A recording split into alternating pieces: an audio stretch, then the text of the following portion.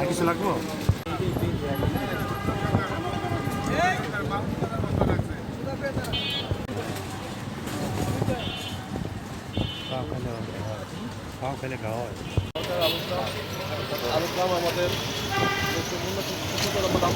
আলু নিয়ে আমরা কোল্ড স্টোরেজের হয়রানির শিকার হইতেছি এবং আলু ভাড়া অনেক বৃদ্ধি করছে।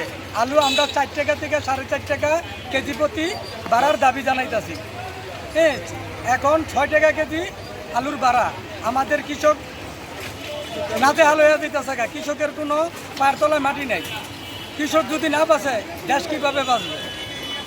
আমাদের এই দাবি সরকার যেন আমাদের এই দাবিটারে ইয়াতে দেখে, আমলে নেয় এবং এই কলস্টনের ভাড়ায় 600 টাকা 700 টাকা বস্তা আলু 300 টাকা ভাড়া দিলে 150 টাকা খরচ আমাদের থাকে কি? কৃষকের আমাদের কিছুই থাকে না। এক বস্তা আলুয়ে 150 টাকা 200 টাকা থাকে না। কৃষক তো এমনি নাজেহাল হয়ে দেবো।